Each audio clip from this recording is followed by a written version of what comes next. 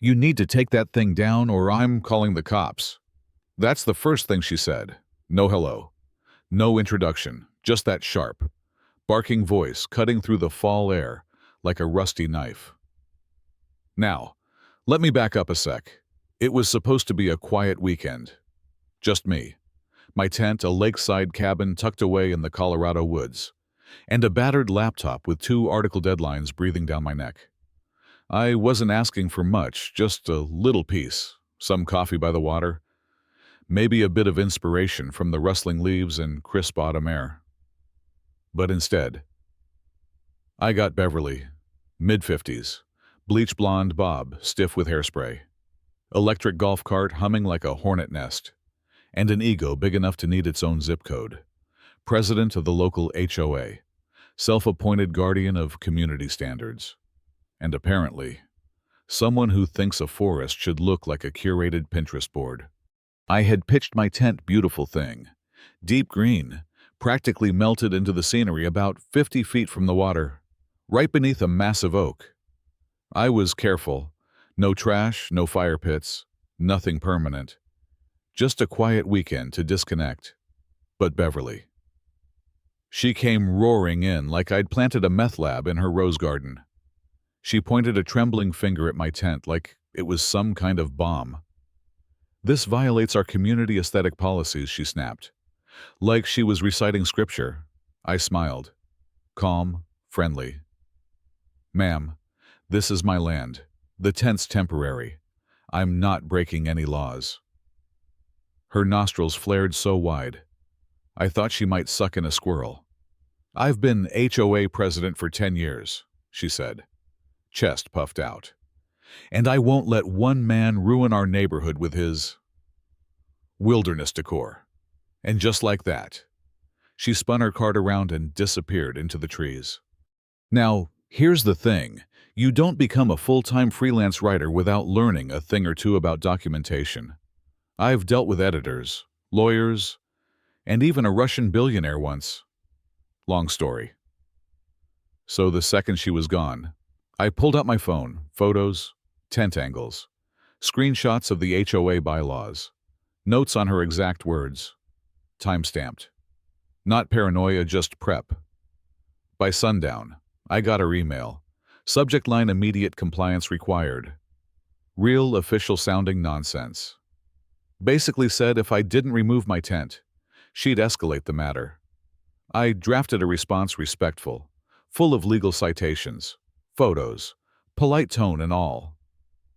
Next morning, I'm sipping coffee by the lake, editing a paragraph about wildfire response in Oregon, when I hear gravel crunch. A patrol SUV rolls up slow, windows down. Out steps Officer Delgado, mid-40s, relaxed, but with eyes like he's seen things. "Morning," he says, looking more tired than suspicious. "Got a call about unauthorized camping." I handed him my deed and ID without blinking. He looked at the paperwork, nodded slowly, then turned to Beverly, who was peeking out from the trees like a raccoon in pearls. "Well, ma'am," he said, "he owns the land. He's not breaking any local ordinances. You'll have to take it up with the HOA board formally." She went silent, just stared, then drove off again, her cart tires flinging up pine needles, like she was fleeing the scene of a murder. You'd think that'd be the end of it. But no, it was just Act 1. That evening, I noticed my phone buzzing like crazy.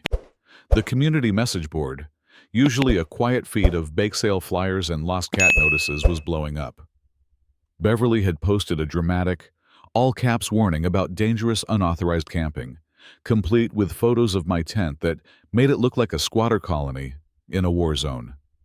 She twisted every detail: unregistered activity, visual blight, threat to property values, and people bought it. Some defended me, but others, they chimed in with torches and pitchforks. My peaceful little retreat turned into a battleground of passive-aggressive emojis and digital witch hunts. By midnight, I was sitting in my tent, staring at my phone, stomach in knots. I actually started packing up, yeah. Me. The guy who did nothing wrong. That's how far the pressure got to me. But then, something snapped. I looked at that tent, my notes, my photos, the law, and I thought, no, this isn't just about camping anymore. This is about principle. This is about not letting someone bully you off your own land. So I stayed. That Sunday, Beverly announced an emergency HOA meeting for Monday night. She called it critical to community survival. I showed up early, laptop in hand, documents ready. Beverly had transformed the rec room into a courtroom. Flip charts, posters. She even had a podium. I half expected her to bring in a jury box and a bailiff. She opened with a speech that could have been written by a doomsday cult. This man's tent threatens our values, our safety, our future, she cried, jabbing at the photos like I'd built a missile silo. And then it was my turn. I walked to the front, plugged in my laptop, and calmly pulled up the bylaws. Section 7.2 Temporary recreational structures permitted and owned land for up to 7 days. Highlighted in yellow. Then I showed photos, clean setup, no damage, all temporary. The mood shifted. Questions came in. Real ones. People asked about legal authority, about how much power the HOA really had. The room was splitting. And that's when Beverly cracked. "We have a government official visiting next week," she shouted, eyes wild. This entire area was supposed to be showcased my plan. My reception, this man is ruining everything, silence. She hadn't meant to say that, but she did. And just like that, the curtain fell. Turns out, Beverly had been scheming for months. A high-profile government figure was planning a confidential visit to the region, some sort of initiative, potential funding. All very hush-hush. She wanted the community to look spotless, perfect, curated like a real-life brochure. And my tent. It didn't fit her narrative. The meeting ended in stunned silence. People left without a word, avoiding eye contact. Beverly stood alone, hands still gripping the podium like it could save her. And just when I thought things couldn't get more surreal. Monday morning arrived. Coffee, laptop, birds chirping, peace. Until I saw them, hazmat trucks, fire department, police cruisers, someone G. I wonder who had filed an emergency report claiming my campsite had chemical odors and suspicious materials that posed a risk to public safety. I stood there as they fanned out with gas detectors, full suits, scanning everything like I was cooking up napalm under my tarp. 45 minutes later, they packed up, found nothing.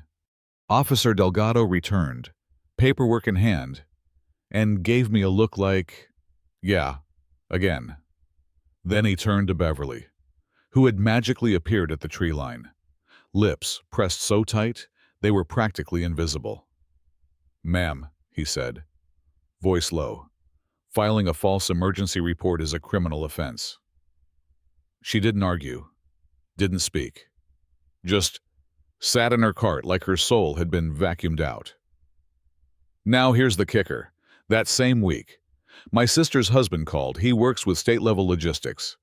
He told me, in very careful words, that my campsite had been pre-selected for that confidential government meeting, specifically because it was private, natural, and secure.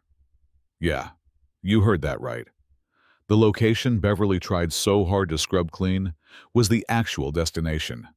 And then, like a scene from a movie, the motorcade rolled in blacked-out SUVs, security suits, the whole deal. But they didn't stop at Beverly's desperate welcome display with her tacky banners and forced smiles. They drove right past her and came straight to me. The lead official, calm, sharp, firm handshake, said, "Mr. Callahan, thank you for maintaining such a peaceful and discreet location. We appreciate your cooperation." Beverly. She stood alone, her arms limp, banners flapping in the wind like a broken parade.